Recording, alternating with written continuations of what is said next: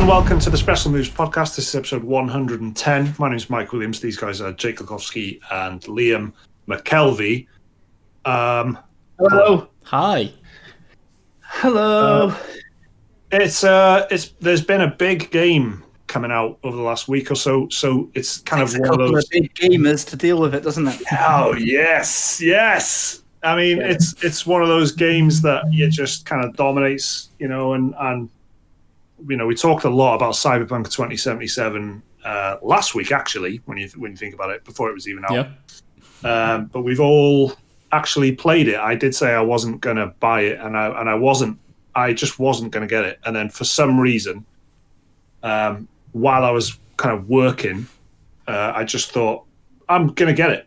And I just got it. Like I said, I just kind of grown adult. snapped. I'll do what I want. Yeah. So it must have been the 10,000th IGN sponsored review tweet that I saw on my Twitter feed or something. Just building up over time. All these kind of messages like, buy the game. So I bought it. I bought Cyberpunk.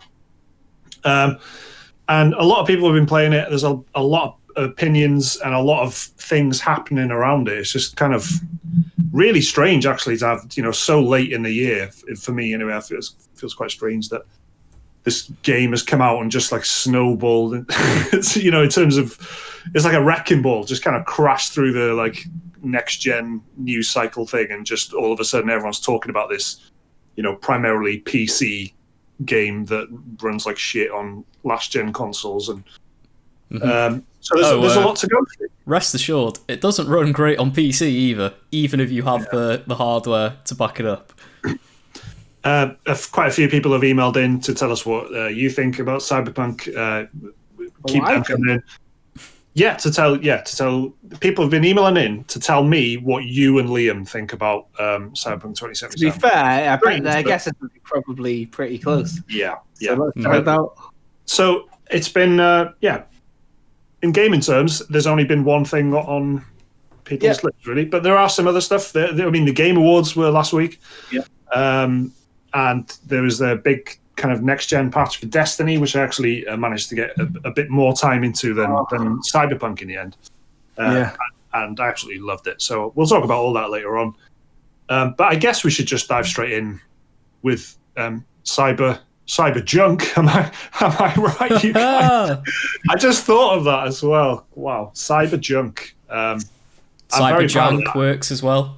Ooh, that's good. Cyberpunk 2076 is what I liked, with the Fallout 76 logo. Yeah. I saw that as well. So, first of all, that's what I wanted to say. I just want everybody to take a big, moment to think about. If Todd Howard shut this out, you'd be very angry, wouldn't you?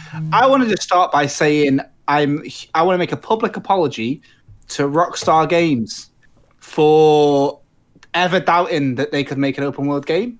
And Red Dead Redemption 2 is probably a very good game. And I didn't realize I had it until it was gone. And I hope they take me back, because I've tried to move on and it's just not worth it. Now, do you know what? When I was playing Cyberpunk, I thought, this world is not a good full world. Red Dead Redemption was. And then I thought of the power of the PS5 loading screens and thought, I'll download that. But you know what, before we get into it, I just want to skip ahead a little bit in case anyone's about to hit that dislike button and start calling me a fucking traitor. Who would do that, though? Don't know, mate. No one. They're not here, are they? They're not here. But I'll tell you something, I actually have got warm feelings about the game now.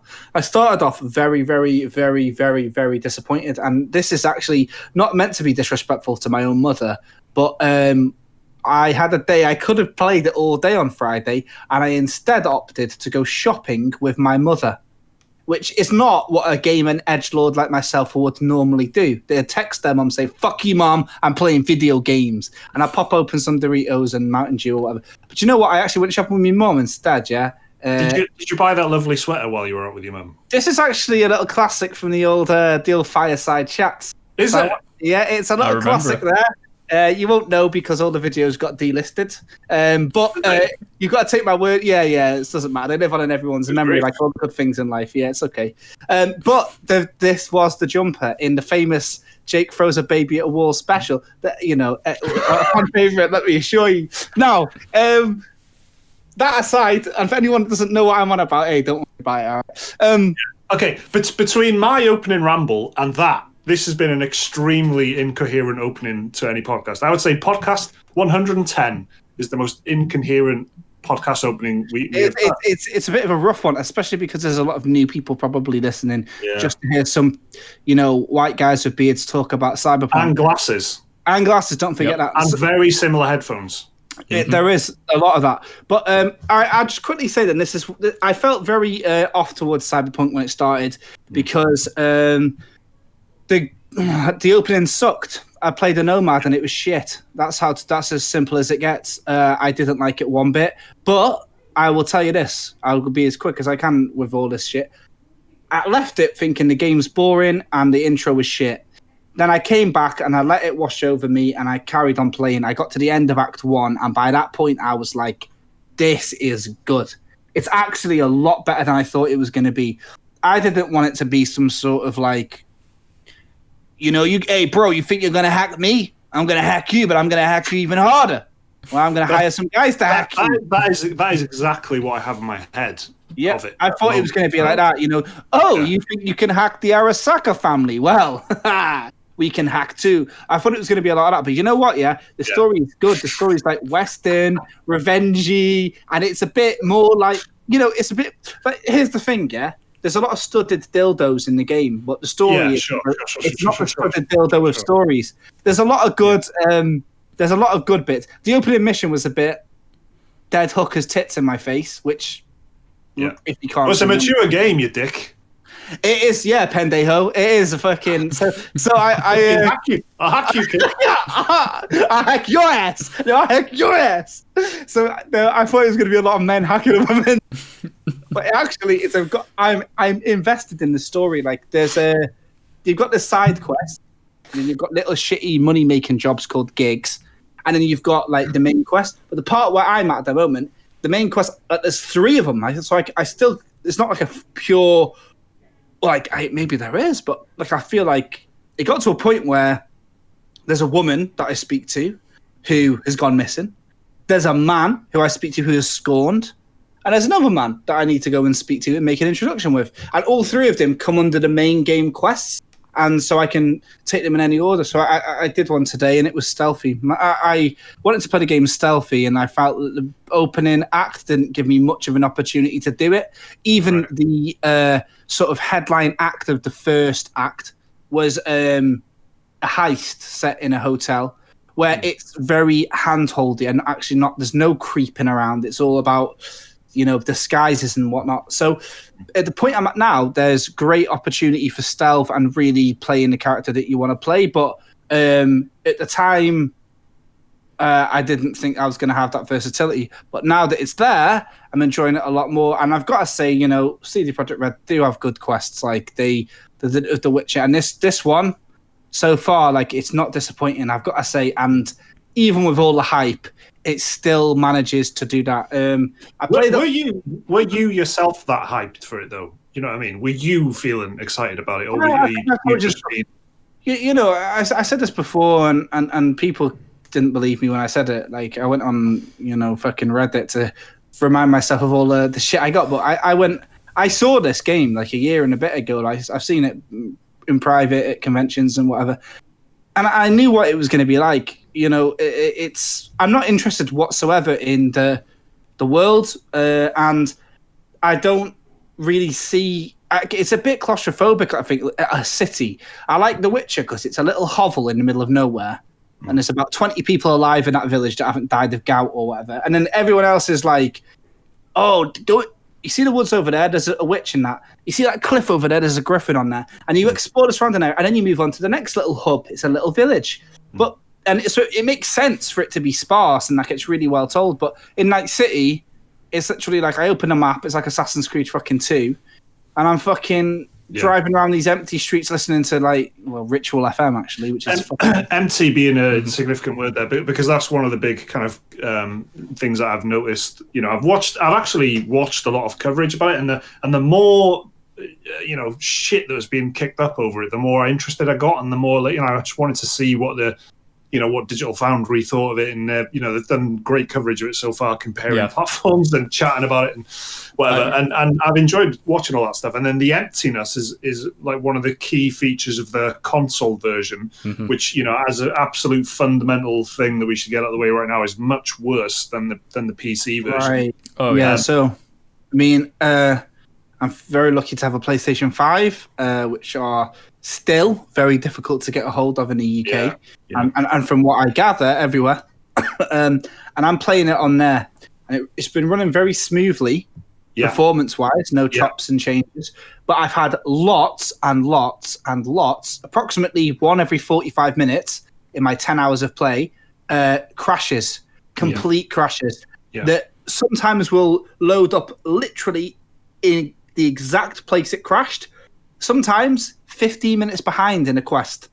So it's been a bit of a pain to have so many crashes because it's happened so much that I come to expect that every 45 minutes or so. We haven't had the crash yet. And then another thing we got to say, because it's a fact, it's not our opinion, it's a fact. There's no way you can say anything about this. It's very shitty that CD Projekt Red did not give people the opportunity to see the PlayStation 4 and Xbox. Because remember, there's no PS5 and Xbox Series X versions.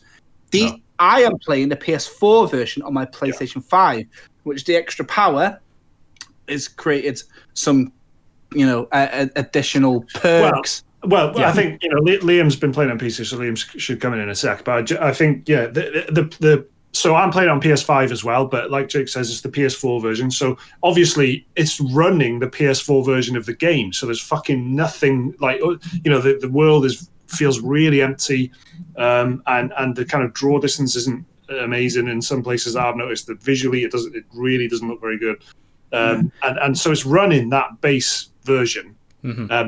But on a PS5, so it's no wonder that it's able to fucking give you a solid 60 because there's not even, Well, on the, I was gonna say, I think on Digital Foundry said on the same goes to the Xbox version. It's the backwards compatible version, just running.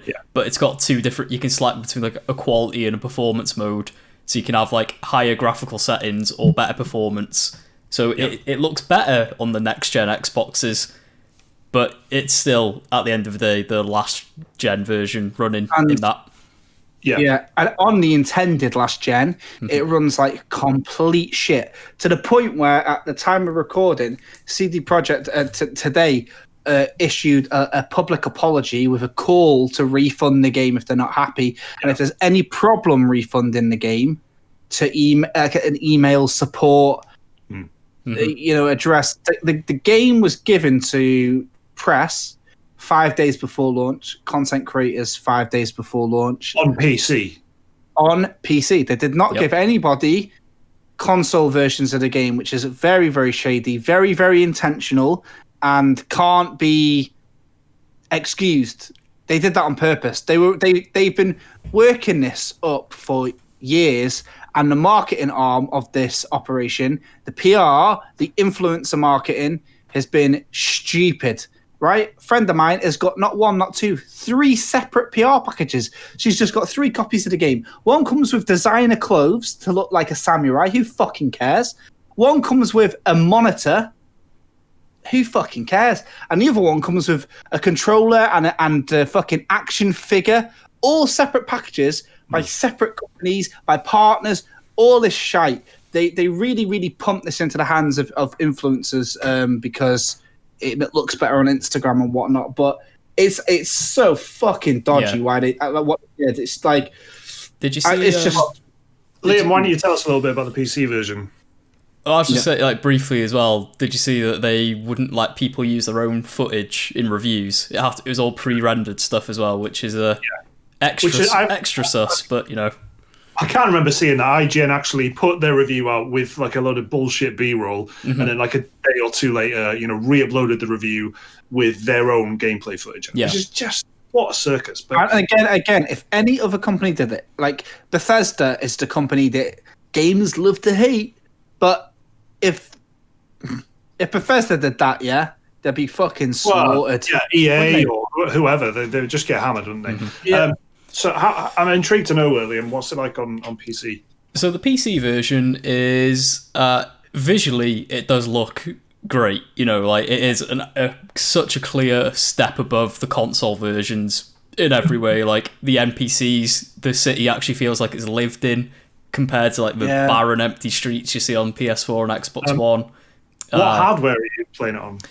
So I'm playing it on a AMD Ryzen 3700X CPU, which is 3 years old at this point. I don't know.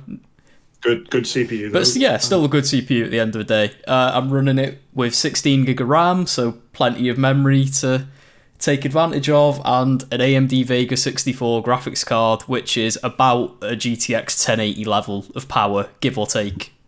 So, decent hardware. And visually, it does look spectacular at times, especially at night when you've got all the neon lights and everything bouncing off buildings. I'm not playing it with any of like the ray tracing features because my graphics card doesn't support any of that, so I can't tell you what that looks like. But visually, it is a very, very good looking game on PC. However, it runs like ass performance-wise, and no matter what settings you tweak, you barely get any performance increase. Like going from ultra to low, I think increased my performance by like 10 FPS, if that. So something is like balked under the hood of this game, pretty much. Some user on Reddit actually found out that if you go into the game's configuration files, it's shipped with like a completely broken configuration file, and if you change it to match like the spec of your computer, it's like RAM allocation or something, it actually increases your performance by like up to 30% in some cases. So I had to do that to even get it somewhat playable, because otherwise I cranked it down to like the high preset, and I was usually getting about 30 to 40 out in the open world bits, and then inside it was like 60 to 65, if that. So again, like the performance, not great, but visually I do have to give it credit. Visually it is a spectacular looking game on the PC with loads of like, the draw distance is actually really good. You can see the city for quite far away, especially when you're like getting out into the Badlands and stuff. You can see like all the neon buildings lit up at night, and it looks quite good. But yeah, it's just like it runs like shit, to be honest. It needs a performance patch, big time. But yeah, like, and same with Jake was saying about crashes, like every hour or so. I've had the same on PC. Strangely enough, on launch day, I played for 8, maybe 10 hours, not a single crash. Right. Since they did this like last patch or hotfix, whatever they called it, I've been getting consistent crashes probably at like every 2 hours or so. Yeah. Just that, I think I was trying to play it today and ended up having like, I think I've had 9 crashes today just trying to get through it. And it's, I can't even predict when it's going to crash because it'll just happen completely at random. That's why, yeah. And it always seems to be related, on my computer anyway, to like my graphics card drivers, because every time the game crashes, it brings up like a little, bug report thing. You can send off an anonymous crash report to CD Projekt. But it also says, my graphics card control panel comes up saying, oh, your graphics driver is timed out. And it's only ever done it with Cyberpunk so far. To the point where when I even tried to start recording this podcast, because Cyberpunk has messed up my graphics card's drivers. The game was once again. Yeah, I can only assume it's Cyberpunk, and it's so maybe I've got to redo an install on my graphics card drivers. Because when I tried to start recording this podcast using the hardware encoding, it actually refused to record and crashed OBS, and I had to switch it over to the CPU mode. You've been hacked. I have. I've been hacked. Keanu's fucking coming for me. He is. But technically on PC, the game is just as much of a mess as it is on the console, except a better looking, a very pretty mess, but a mess nonetheless. There is a patch on the PlayStation version that I haven't installed, because it takes an extra 54 gig, and that happened on basically. That happened for the PC version as well. It doubled the install size from 70 gig to 140 just for this one patch. Yeah, exactly. 140. And between COD and that's your PS5. Fuck. Yeah. And this is like this patch that as soon as this patch was installed, it deleted that over 70 gig. So it literally it doubled the game to do this patch and then deleted it when it was done. But I had to clear off. I think I cleared off Assassin's Creed Valhalla, which was still in the disc tray, but I forgot.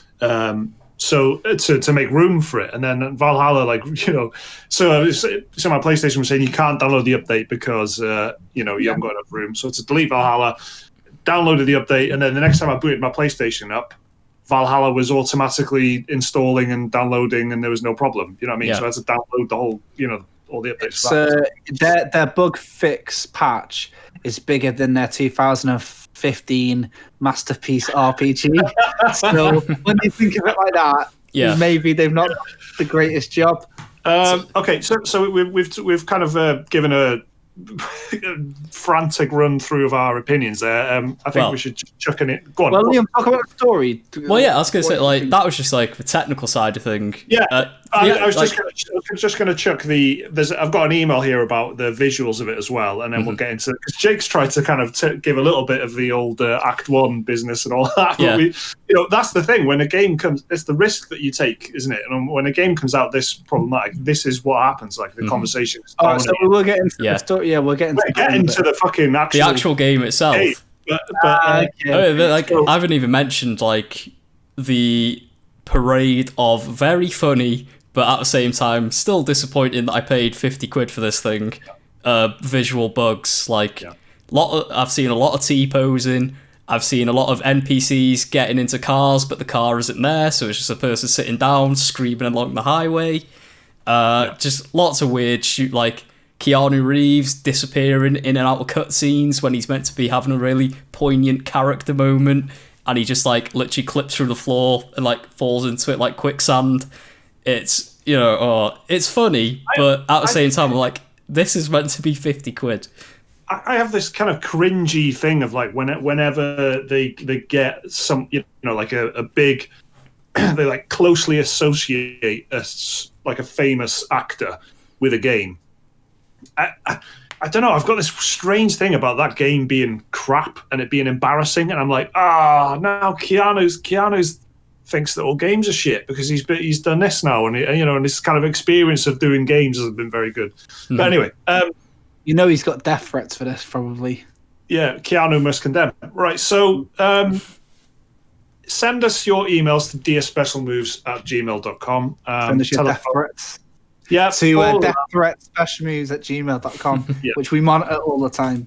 Yeah, just to be safe. And tell us what you think of Cyberpunk if you've been playing it. Let us know your experience with it. We've had one email that I find quite interesting from Harrison Lego, with 2 Gs, who says this: Hey gamers, I would like firstly to apologise to Mike, as in the last episode I was left bewildered when he said that he wouldn't be buying Cyberpunk 2077 on release day.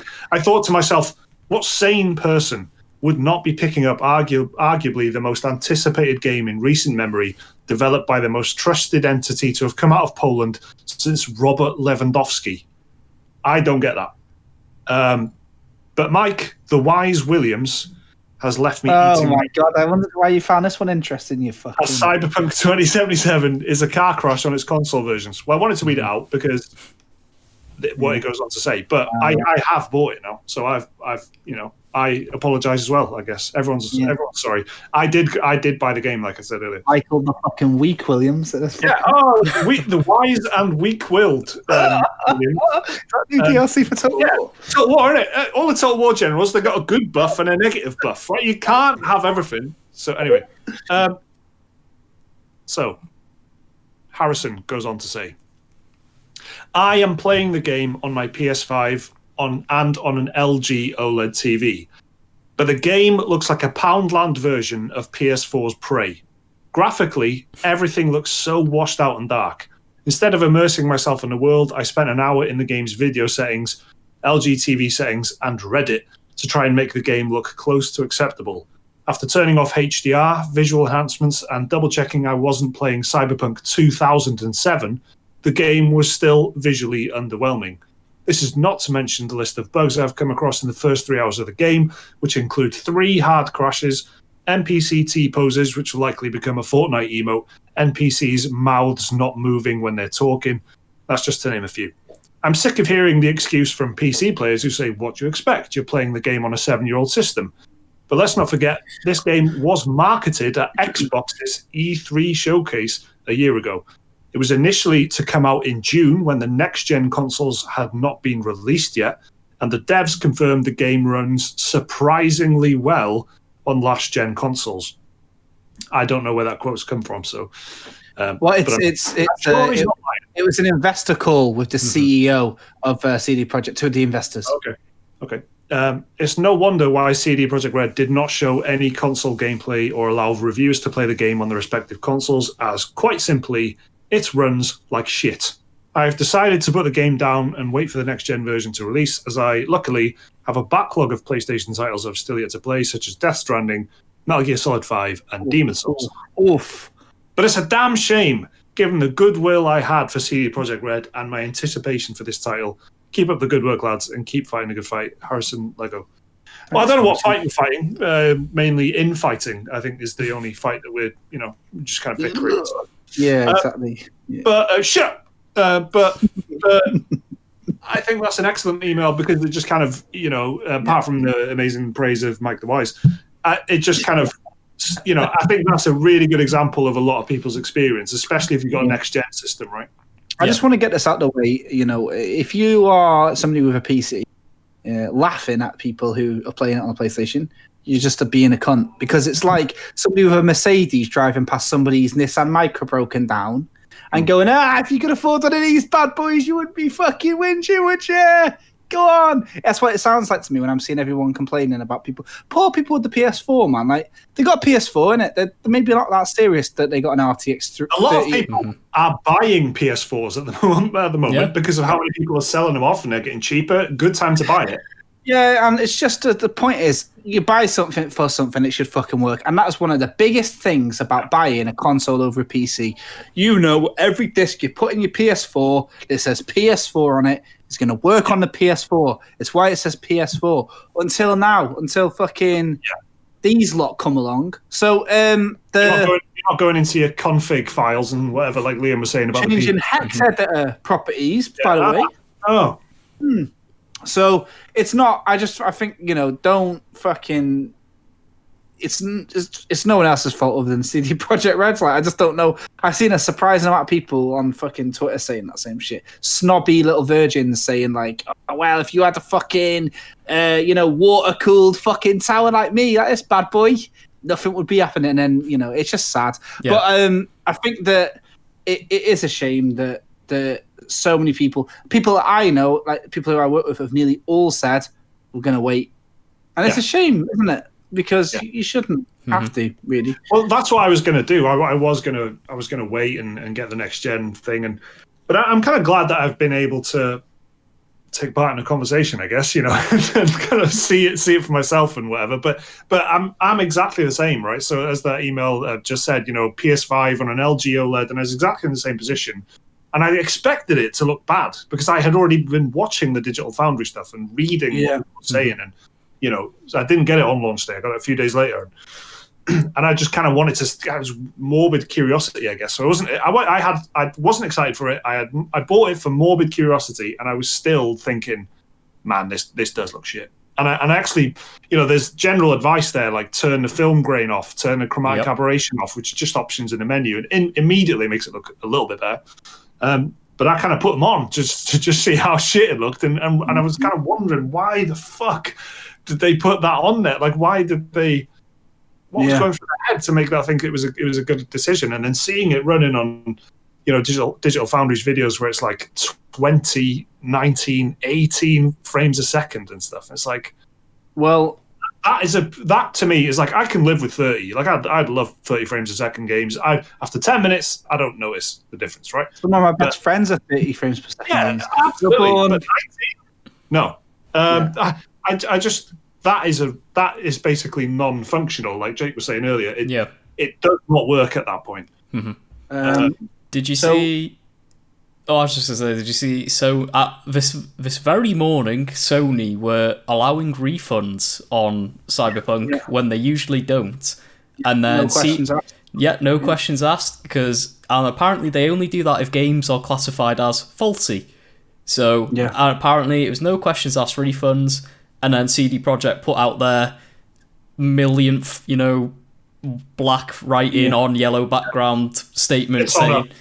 It's on us, you guys. It's giving on people the sort of blessing, the CD Projekt blessing to get refunds. Yeah, and then say if you've got any problems, email us. It's like, but this is the thing. As soon as they released that statement, in that same statement, it said they were gonna. First off, they were gonna put out a patch in January that would fix most of the issues, followed by one in February, and then as soon as they said that, apparently Sony support were like, right, game's fixed, and they stopped doing refunds straight away. And they said, if you want to, you just got to wait now. So you can't refund it anymore if you bought it on PlayStation, which... it is bad. Like, the game itself... There's an IGN kind of... So IGN reviewed it and gave it a 9. And a lot of sites have reviewed it very positively because on the PC version, and I'm sure they would have been playing it on great hardware. And that's what it was kind of... that's an easy excuse, I think. Just because a very powerful PC can run it, you can easily say, well, it's designed for a high end because it's got ray tracing and stuff. But that, to me, is also a little bit of a get-out, saying because it makes it sound like it's intentional that it runs like dog shit on a PlayStation 4 just because it runs great on insanely powerful graphics hardware and stuff. And it was announced 7 years ago, so before... Well, it was announced before PS4 and Xbox One were even announced, so it's kind of shitty that it doesn't work on those consoles when, at the time, those consoles were next-gen when it was first announced, but, it's just like, I don't know. I just remember when we worked on a daily news gaming YouTube channel, the amount of comments... This CD Projekt, after making one really good game, became synonymous with the term pro-consumer, right? Yeah. Which is just I every time I see something on Twitter, man, I'm going pro-consumer move, pro-consumer start. Yep. I just it's interesting to no one's happy. If you're one of those people defending it. You know that you're lying to yourself. You know that you're losing the respect of your peers.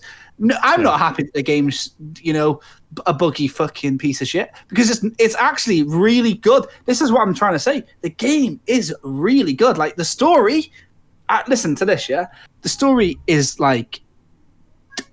I wanted to play the game, with a bit of my sort of not into this role playing malarkey. It's character creation skipped all the way through. Role-playing malarkey. Who is this? I'm not into this sort of the thing is, and I watch so many streamers that are into the two things: the character creation and the role play. Is in really commit. I'll just play as Jake, the guy with the sword, innit, or Jake, the monster hunter, or whatever.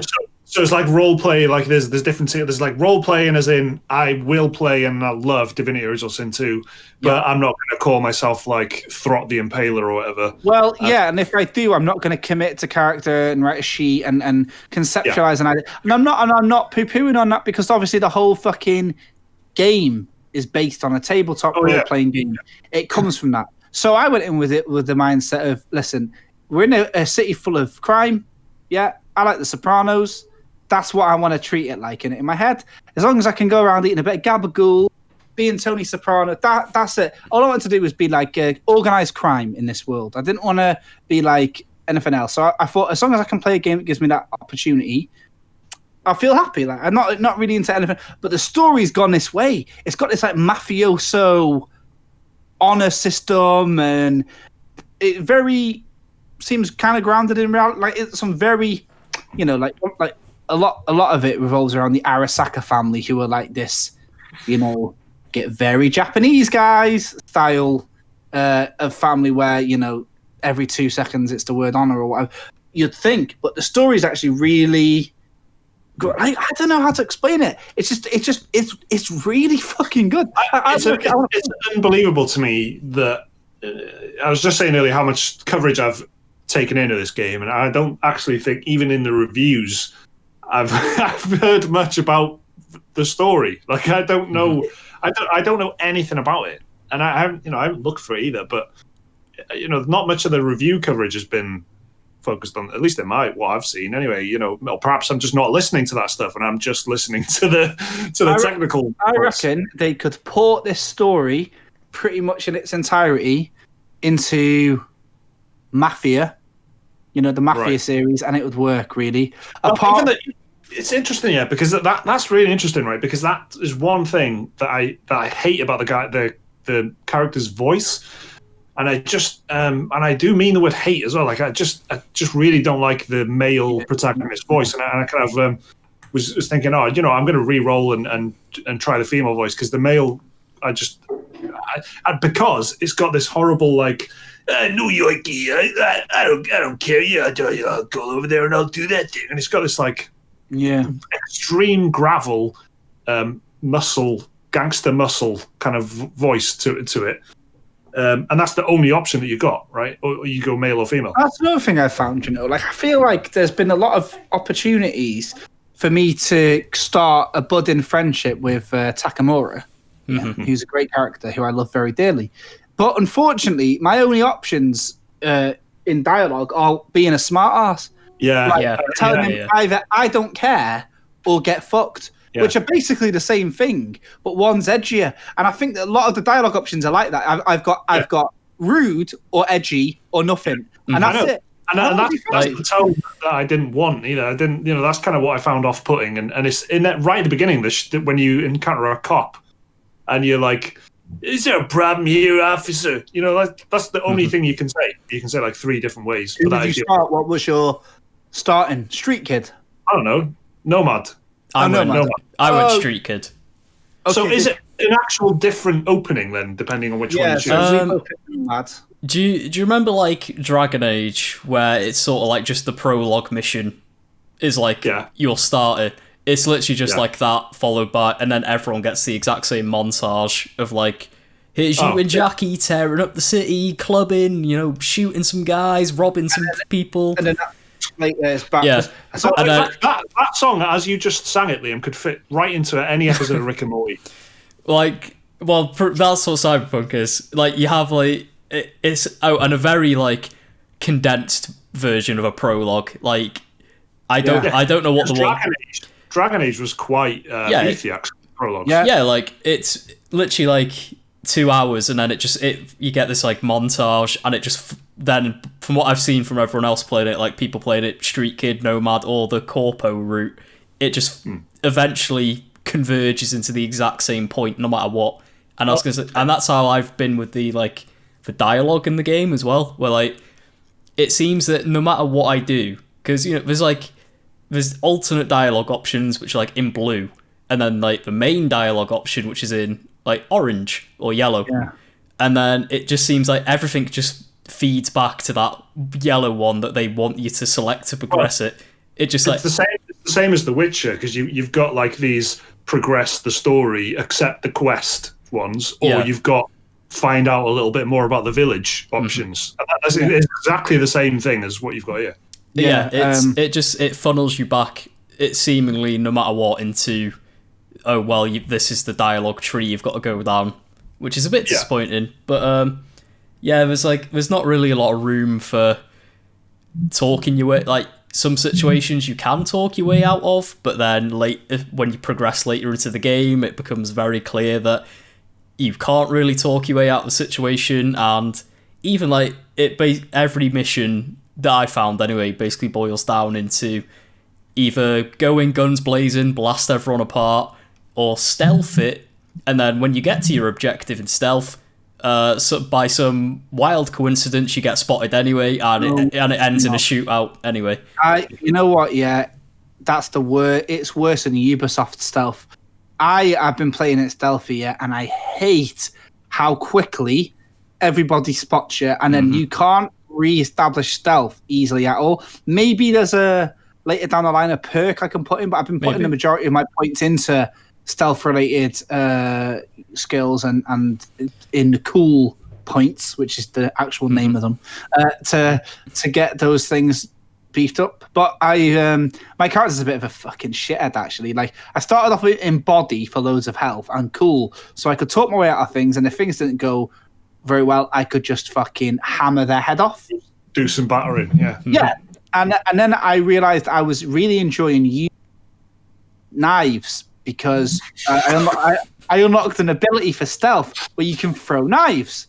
Which I couldn't find a silencer at first, and it was silent takedowns, and they deal mad damage. And I also like using handguns, because then I did get a silencer for handgun. And everything that pertains to those skills is in another main skill attribute set called reflexes. So then I started putting points into reflexes. But then I realized when I'm playing stealth, lots of it is me hiding like a coward, hacking cameras, and then I needed hacking, so I needed a bigger RAM. So then I started putting all my points into intelligence. So at this point, there's only like one thing I've not put my points into. So I've got 10 body, 10 cool, 8 reflexes, and 7 hack, whatever the fuck it's called. Intelligence. Probably hacking it. It's and so my character's a bit, evenly spread. Like, but I found, and then I was showing my wife this last night. Right, it's funny. I'm planning on doing all this stuff. But what happened was I went to a club and I found this random unique weapon, which is a pimp cane with a cattle prod attached to it. That's a non-lethal cane that does like 497 damage. It's super fast. It's non-lethal, and it is just like the hunter's whip. Yeah. So I'm literally stealthing around. This is why the game's can't be bad, right? I'm hiding behind cars, taking people down, right? What I do is I sneak up to a gang, take down the biggest one, then I whip out the pimp cane and slap all the ones, and they all get electrocuted and get knocked out, and then I drive off. It's listening to a death metal and black metal radio station. That's why the game's good. How can you hate that? I've been doing the complete opposite to that, because of just realising how broken stealth is, just going in guns blazing and just shooting everyone's head off in like 5 minutes and then just casually walking around and looting everything. That's definitely the route for me. Like, I'm going reflexes and cool, so I can get the cold-blooded perks that come with that. And so, but I just want to be like John Wick and shooting people in the head. And because I imagine that the stealth in this isn't very good. Deus Ex is a very accomplished and a series that knows what it is, and I didn't like playing stealthy in that. So there's no way I would enjoy playing stealthy in this. So I knew I just wanted to shoot people in the head. So that's kind of the route that I'm going to go down with it. Liam, you mentioned Dragon Age Origins earlier, and I did kind of I was thinking about it as I was picking my things. I was like, okay, there's 3 Origins here, which makes it like 50% as ambitious as EA's Dragon Age Origins so far. I do kind of think that it was a little bit like overpromised might have been the problem as well. Like the way Definitely. That there was conversations about what you're going to be able to do, and hearing you guys saying there brilliantly, like, you can't actually talk your way out of a lot of situations, which is kind of a key strut in all of this. It's like a Deus Ex recipe or a Dishonored. No, not Dishonored, but Deus Ex is definitely the stealth, the technology, the hacking the computers and shit, and then the conversations. So you have the 3 and punching your way through a wall. So you have like 3 or 4 options of getting into rooms and achieving your objective. But they're obviously trying to do that, but it doesn't feel like you have quite that same flexibility. It's more like Jake is saying there, you just kind of want to do everything. So you're just kind of putting your points in. You want to shoot, you want to hide, you want to stab, you want to hack the stuff, you want to be strong. So and the game encourages you to be like that sort of jack of all trades as well, because there's like hack of all trades. Hack of all trades, like, just because like there's some side missions I've done where basically to get through it, if you wanted to get through it the most efficient way possible, you needed to have like 9 points in body, so you could like rip doors off the hinges. 10 points in your technical ability, so you could hack into a terminal without like having to blow the thing up. And then you needed like 8 in cool, so you could like calmly persuade the person not to shoot you in the face straight away. it seems like the game really does push you to just do everything instead of building your class specifically down like one route, like shooting or hacking. The game wants to be Dave Bautista from Blade Runner 2049, isn't it? A big guy who's he's emotionally intelligent. He's a farmer. I'll tell you what, though. Yeah, you know, you got to think about this. Like, it is based off of like a tabletop, so you'd imagine that, like, in that tabletop, there are plenty of options to talk your way out of things. I don't know that for a fact, but you'd assume that the versatility of the player is the key, you know, driving force for the game's popularity, right? Like Dungeons and Dragons, for example. You know, and you know, we just got Larian's also very fucking buggy Baldur's Gate 3, which came out just a month or two ago, which in that game, you can talk your way out of everything, be a wizard all the way through. You can establish a set of rules for your character very early on and then live the fantasy. Whereas in this, I feel like I don't know what I want to be. And I don't think that's tapping into the sort of very artistically, you know, established nihilism that the game's forcing me to think about, or is it trying to invoke any real life woes and nah, I just don't think it's made as well as Larian's Baldur's Gate 3 system. It's definitely not as good an RPG as, well, pretty much every other RPG out there, to be honest. Dragon Age Origins. It has less origins than Dragon Age Origins. Dragon Age Origins, you know. And at least, you know, in Dragon Age, you can at least, you know, tailor your character how you want, be whoever you want. Whereas in Cyberpunk, you are V no matter what. Like, you can be a male or female or non-binary V, but at the end of the day, you're V, who's like the hotshot best merc in Night City, and everyone gives them the jobs because you know, they're the best one to hire and all that. So it's disappointing on the role playing front. But so far, it's a game I'm sort of in two minds about, really, because there are some bits of it I really like. I do actually like the shooting in the game, like, especially the sound design of some of the weapons is like really good. Like, this pistol I'm using at the minute is like, it's like firing a cannon with every shot, and it's great. And like, it literally knocks enemies over on their arse and like stuns them with every shot. It's great. Like, but then the enemy AI will literally just stand there and stare at me in the middle of a shootout. Not shooting at me. They'll just stand there while I constantly get critical headshots on them. So it's like, well, my opening was I was going to tell you my kind of opening kind of few minutes for the game before we started recording, but So I did, in the Nomad origin story, I guess you know, you're in a garage or whatever, and you kind of step outside, the shutters open, and you know, you got to drive around and whatever. And within 4 or 5 minutes, I hadn't done anything. Right, 4 or 5 minutes. I drove back through this little village town thing, crashed into 2 NPCs who were just kind of, you know, armchair sitting in the middle of the air, kind of 1 or 2 meters. It actually looked like I drove underneath them, so I didn't actually look like I clipped through them, but apparently I did. They died. I stopped and was like, "What happened? What the fuck's going on?" I got shot and died. Yep. So that was my first few minutes. Welcome to Night City. Yeah, well, welcome to the outskirts of Night City, man. It was right at the beginning, right? So it was. It wasn't a very good first impression. Like, yeah, like that's it. Like driving, I do not like the driving in this game at all. To be like, I loathe whenever I have to get in the car and drive in this game, because like you can't even turn a corner without doing a 180 spin, slamming into a crowd of pedestrians. Then like an arrest warrant gets issued for you by the Night City PD. And then all you've got to do to get rid of that is literally drive 5 meters down the road, and the cops abandon their pursuit of you. Something like this, I just don't get, because it's like there are loads of games that have got good driving.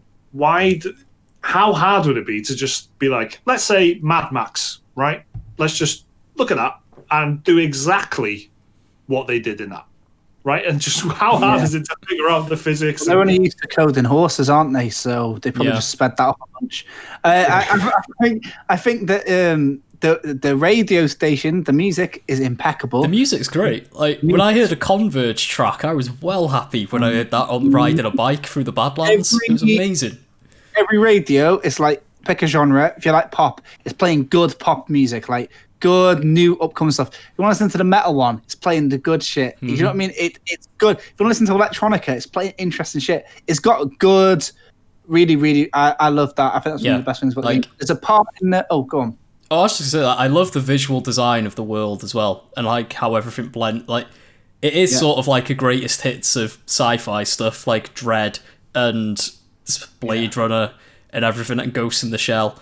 But it does come together nicely to form this really, and I like how colourful it is as well. To be fair, like it's. I mean, it's a bit Watch Dogs Legion London at points, a bit, but actually less optimized and shitter looking on PS5 at least. But then there's parts where I am driving down a random little alley, and there's a lot of little detail that I go, do you know what? Mm-hmm. I'm swinging my pimp cane around, and just feeling like this game makes me feel like a vigilante, and I haven't felt that before.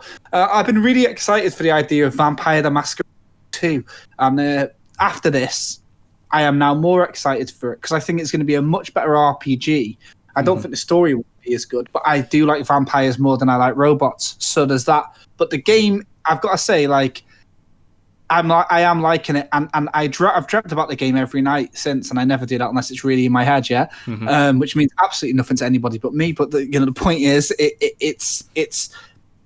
I think, and I really hope that it gets fixed. Kingdom Come Deliverance is an example of a game made by a bunch of fucking Polish people who fucking got a load of shit from everybody that wasn't a white man, and then they did a lot of shit that was stupid. They didn't really apologize for anything. Then there was loads of people defending them like idiots, and then there was loads of patches, and then the game was actually quite good. And then people who were happy with it were even happier, and people that were saying that they were going to be patient picked it up for no money at all. And I think this is actually a very similar situation in a lot of ways. That people are quite quick to forget that game, but it's true. It really is like that. But what I'll say is that the it's worth playing for the story if you can get past all the shit, the bugs, So, yeah, well, fundamentally, that should be every review. That's what all the reviews say, I guess. Like for me, it's like there's times when I'm playing the game where I do get really into it. Like Jake that was saying, I get really absorbed into the world. Just walking around the streets and seeing like all immensely detailed stuff everywhere. Like it really does. The world is good, and it is good to explore. And it was some like really good character moments I've come across in the game. Like there's one where you're investigating like a lead for a mission, and you go to like this sort of like virtual brothel, I guess, or whatever it is. But then if you just like keep following the dialogue trees, you can have like these really like touching character moments where like characters talk about like their fear of dying and stuff, and it goes to some pretty like deep places. And as soon as you walk out the room, you turn around and there's like a skyscraper with a billboard for the latest issue of Twinktopia on sale now. And that fucking family. That pretty much sums up the entire experience with the game for me, where it's like there's these flashes of brilliance, and then you literally turn around and there's some like edgelord stuff that's just like dildos everywhere. Like writing and dicks. Yeah, isn't it? It's just like and then like every so often then the game just like brings me out of it again. I'm like, oh yeah, that's a thing again. Brings you out of it. What, with a crash? Well, a crash, or all these like character moments just get undercut by like a dick joke, which quite literally just like a dick shoved in your face after what is meant to be like a really poignant character moment in the game. But it's like, I do like the game. It definitely does not deserve a 90 on Metacritic though. Just from definitely like some of like the quest design is just like shite, where it funnels you into one route no matter what. Some of the dialogue, I do have to admit, isn't as edgelordy as I thought it was going to be, and it does actually get a lot better the further you go into the game. However, the game does get buggier the further you get into the game. So as the game starts opening up and showing you what makes it so good, it brings you right back out of it again with crashes or, just NPCs staring at you like while you're meant to be talking to a quest giver, or literally like just a car crashing into you and flinging your character 100 feet into the air, and then you just land down with a thud and die, and then have to reload your save. The funniest glitch I've had was I got out of a car as part of a story mission, and my character had like halfway clipped through the ground, so it was like I was a 3-foot man walking around a bunch of 6-foot giants and just like talking to them. But still, that shouldn't really be happening in a game it's meant to be as polished and whatever as they want it to be. I mean, it's certainly near the top of my most anticipated kind of next gen patches now. I'm really looking forward to seeing what state it's going to be in in a few months, and I just hope they kind of Hello Games the shit out of it, really. And I'm looking forward to seeing how it looks on a PS5 when it's playable, and just kind of feels early access, doesn't it? And then unfortunately, it's a calculated risk, isn't it? You either, with the review stuff, you either be honest and let all the reviewers play the PS4 version, and you have a lot of negative reviews on Metacritic forever, or you be a villain for a few weeks until everyone forgets. Keep patching a game, and before you know it, you've got a 90 on Metacritic, and that's all that matters. Like, so there's a tactical kind of decision, I guess, that they made. Certainly looks ugly, but I'm sure in the long run, it's probably the smartest decision they could have made, considering the state of the game. It'll be nominated for Best Ongoing Game at the Game Awards 2021. Yeah. It'll be in there. Yeah. The Game Awards 2021, huh? And Sean Murray's kind of, what? Oh, we won Best Ongoing Game? Act is going to be like, it's going to shatter into a million pieces when he goes, what? What the? What? And he's going to be outraged. Yeah. What a fucking bad bit of acting that was. I didn't expect to win. Yeah. And then like just a scroll of like an acceptance speech. Yeah. So the Game Awards was this week, and I mean, there was a lot of announcements, but the awards bit's a bit shit, isn't it? Because he doesn't care. Yeah. It's literally went, okay, so it's definitely become more about the announcements than anything. Yeah, which to me, to be completely honest, is better for me watching. I don't give a fuck if Hades won best, whatever the fuck. But don't call it the Game Awards, isn't it? You got the balls to call it the Game Awards. Yeah, call it Jeff Keighley. Jeff Keighley wants to do E3. Yeah, Jeff Keighley. Just call it Jeff Keighley. Go on. Everyone's going to at least agree on where we're at. Yeah, and I watched a lot of it. It went on for a bit, so I turned it off at the last hour because it was about 10 to 1 in the morning. I had work the next day, even yawning thinking about it. So I did watch it like live. I don't know if you guys. I wasn't messaging you guys for a change. Normally in these announcement things we do. I don't know if you guys were asleep or what, but I was watching it. Did you guys watch it? No, but no. I was awake. It was Laura's birthday the next day, so I was like blowing up balloons and shit like that. She's 30, so it was a big one. So I was like, I was making a big effort, right? So I stayed up late, and then so I started watching it. But as soon as some guy was telling me about like some, live multiplayer shooter with a very forgettable name and a very forgettable art style and a very forgettable premise, I just put it off because I was like, well, I've seen a million of these, so yeah, right. I mean, I'll just get the highlights in the morning.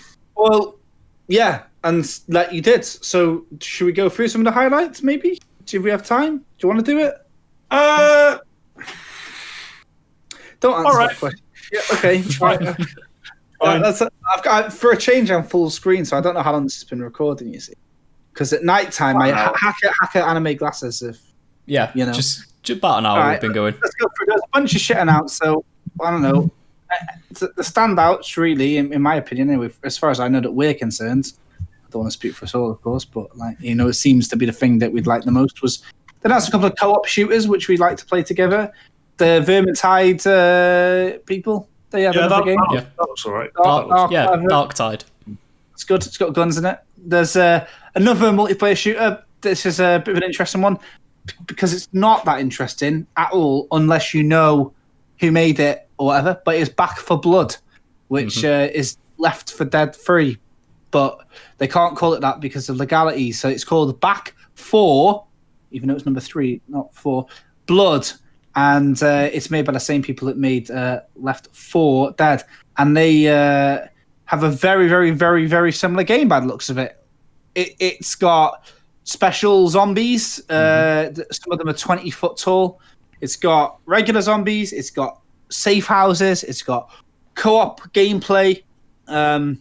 And it's coming out really soon. Actually, at the time of recording, there's only a couple of days until the alpha, which probably will be all online by this. I'll be playing it this weekend, so maybe next podcast we'll talk about it. But that was there. Did you guys think that looked good? Like, Left 4 Dead is quite old now, so I was just wondering if you guys give a shit.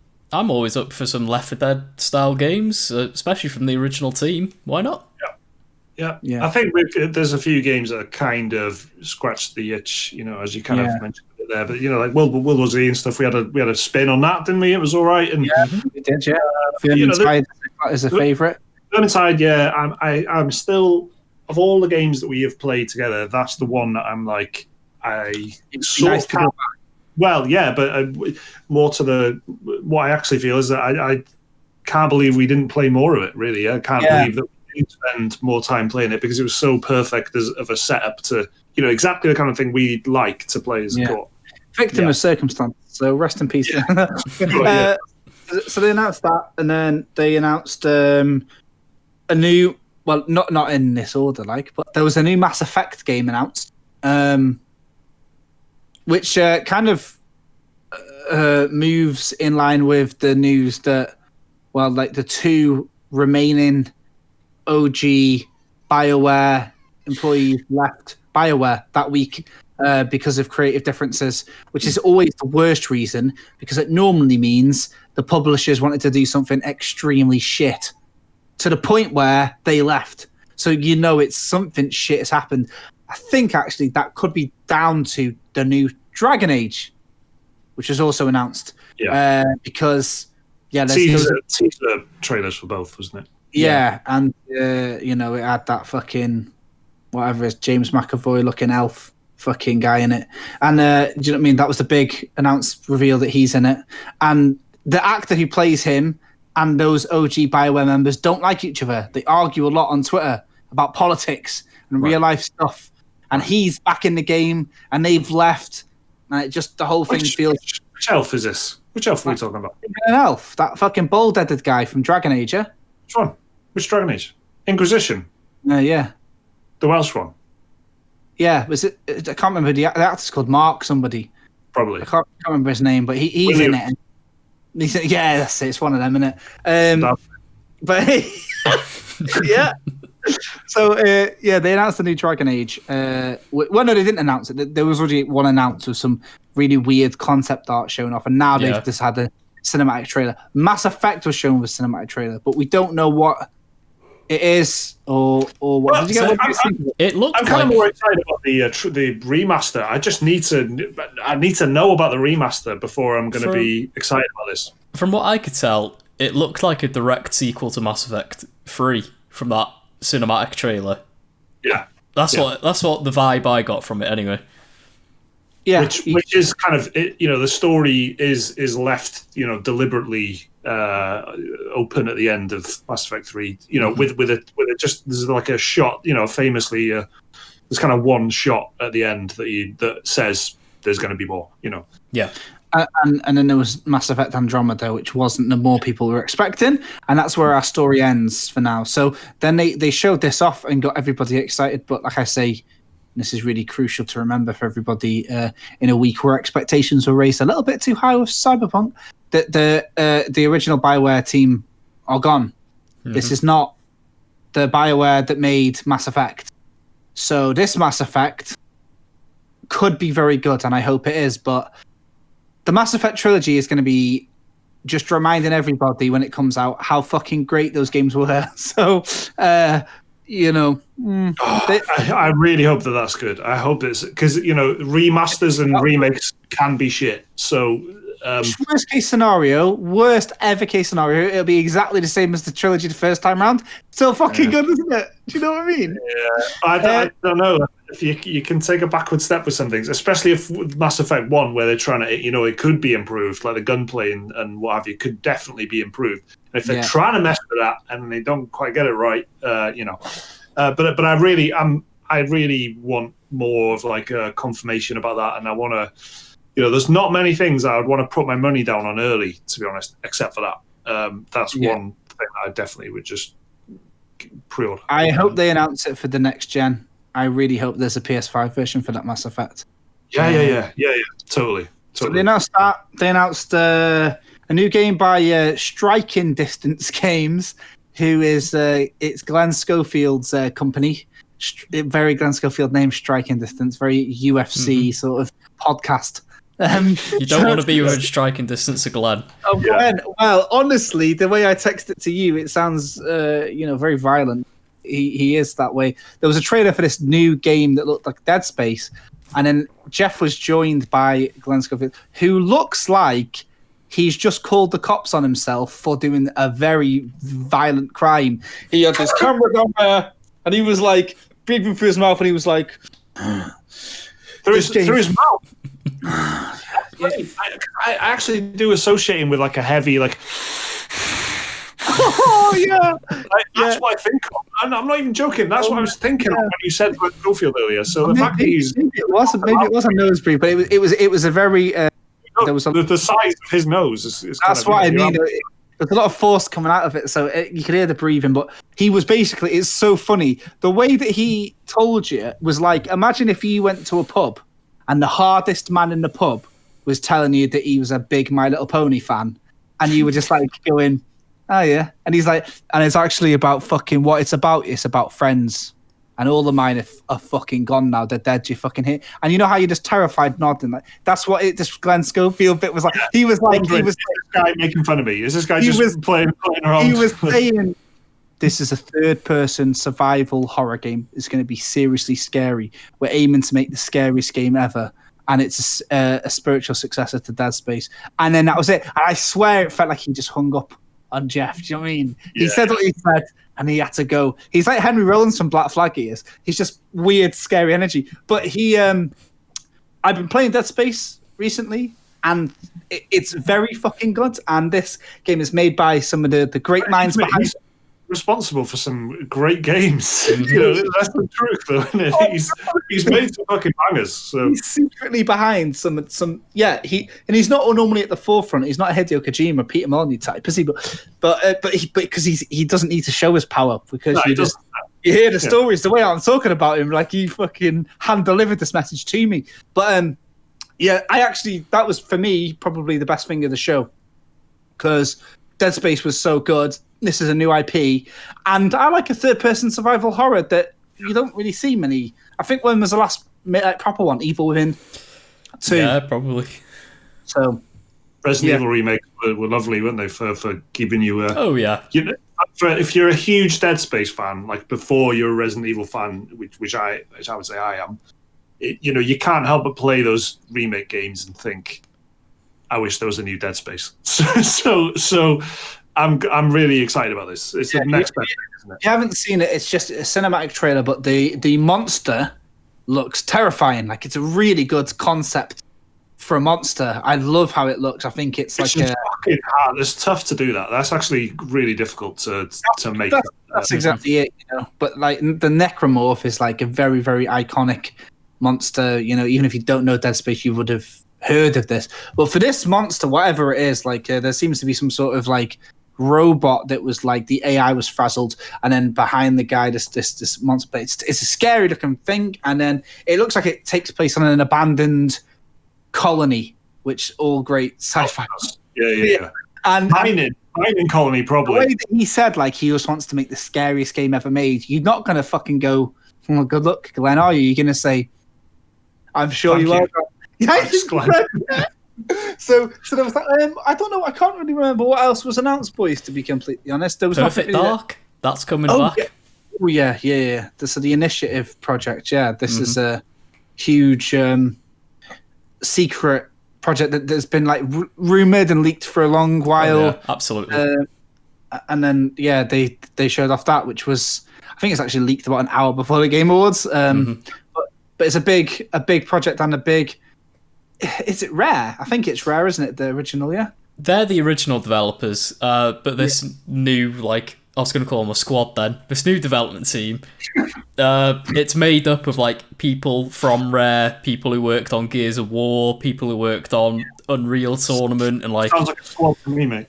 It's a squad. It's the FPS, powerhouse, pretty much. So, it's cool to see.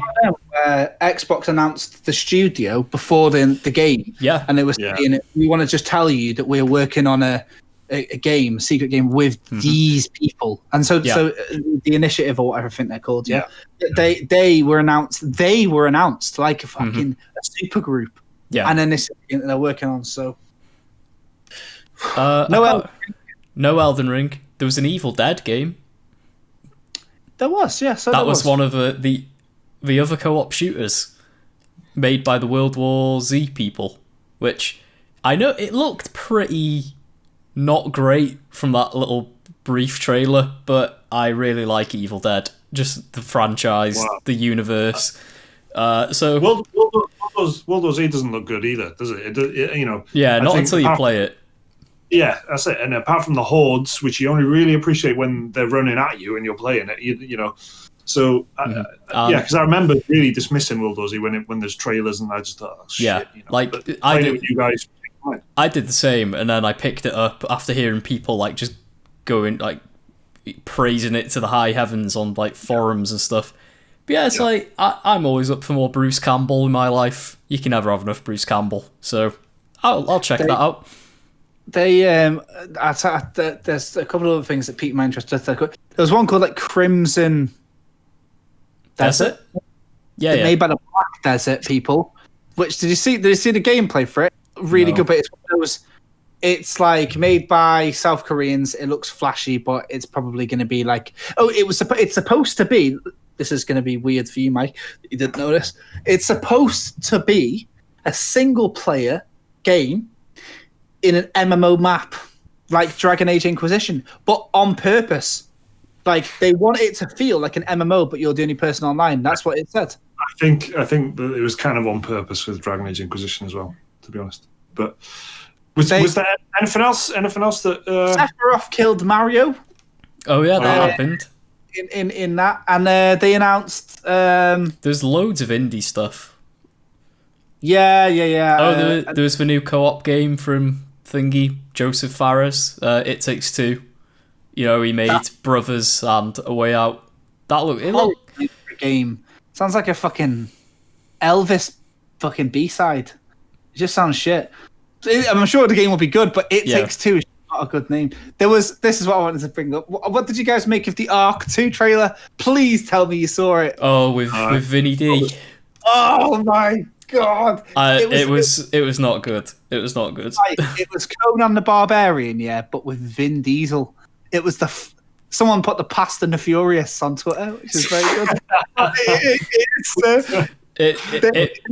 It did look like someone deep faked Vin Diesel's face onto an Ark character model. Yeah, and they announced an anime series based on Ark Survival Evolved.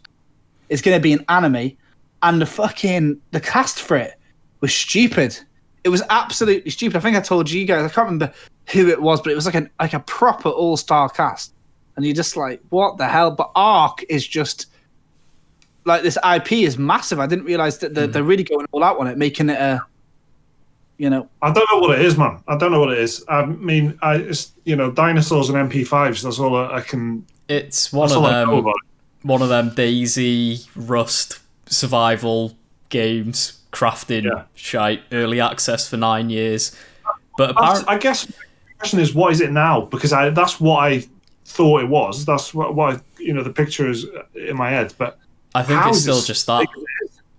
I saw. I can't remember where I saw it, but someone said since it came out in early access, like however many years ago, it has never left the top 10 most played games on Steam. Crazy. And it's insane how big it is. It's Well, if you meet someone who's played it, they're like evangelists. You know, they're really into it. If you're into it, you're really, really into it. But this Ark, the animated series, Land Before Time looking shit. It's got literally Malcolm McDowell, Elliot Page, Alan Tudyk, Carl Urban, Vin Diesel, Russell Crowe, David Tennant, Gerard Butler. We're talking when I say an all-star cast, yeah, I'm on about every hard man from the fucking 21st century is in this. Like, it's just, I blew my mind at all these names. I was like, you know, if HBO announced that would be a headline. That'd be like, so. Yeah. What was HBO announced with Gerard Butler and David Tennant, Vin Diesel, Malcolm McDowell? I don't know. I really don't know. So that was the Game Awards anyway. No Elden, so that's all, and no Silent Hill. So, well, I'm extremely tired. I've been working a lot recently, so I'm going to go to bed now. And sweet dreams, Mike. Thanks everyone for sending in your emails about Cyberpunk. Sorry, we only got a chance to read one, but if you are playing it now, if you're playing it over the next couple of weeks, please do keep your emails. Can you just let everyone know why you're not doing the new games for the week? Yeah, there are new games to do, but there's none of them outweigh my desire to go to sleep immediately. So I'm not going to do the new games. But, it's like a fucking motorbike game, and there's a motorbike game, and there's something called Collection of Saga. Do you know what I mean? It's that sort of stuff, isn't it? I know what it is, but never mind. Yeah, sure. I mean, I saw Square Enix, Liam. I didn't doubt you for a second. But it's that stuff. Your man's got to sleep. Well, thanks for your support, guys, and I hope you'll all join me in wishing Mike sweet dreams in the comment section. Actually, that seems a bit like he's died if we check it out when he's woke up. Can you imagine? Sweet dreams. Well, it's kind of like sweet dreams, Mike. Yeah. Sweet dreams. I'm gonna hack you. Hey, no, bro, I hack you first. Hack you hard, bro. So I hope you enjoyed the Cyberpunk 2077 special. Worth the wait, I'm sure. Thinking back about the absolute, ramble that Cyberpunk kind of conversation was. Yeah. I don't know what that would have added to the fucking discourse of what, everything that's already been said like a million times. But there you go. Now you've had us say it. So hope you appreciate that. Yeah. So we've got, I guess, one more podcast to do to actually record before Christmas, which we've already recorded our kind of Game of the Year podcast, and we're going to do another podcast, which is kind of looking forward to the next year, most anticipated. I mean, a lot of the most anticipated for me are going to be next gen patches of games that already exist, like Cyberpunk. But I'm sure we're going to enjoy that conversation. Otherwise, have a good Christmas, innit? Yep. Yeah. See you for the final one. Bye bye, everybody. Bye bye.